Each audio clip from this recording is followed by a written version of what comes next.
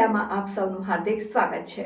મંગળવારના રોજ અમદાવાદમાં આવેલ કાંકરિયા વિસ્તારમાં દીવાન બલ્લુભાઈ પૂર્વ પ્રાથમિક શાળામાં રથયાત્રાની ઉત્સાહપૂર્વક ભવ્ય ઉજવણી કરવામાં આવી, જેમાં બાળકો પારંપરિક ભગવાનની વેશભૂષા, સાધુ મહાત્મા અને અખાડાના વેશમાં તૈયાર થઈને આવ્યા હતા।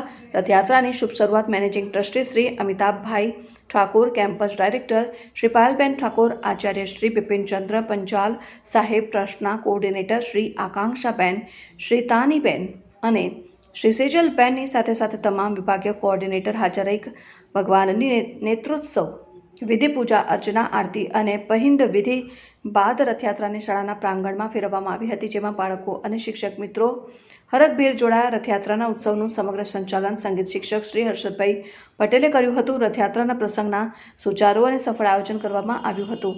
રિપોર્ટર કેવલ ભાવસાર, ન્યૂઝ 7 ઇન્ડિયા।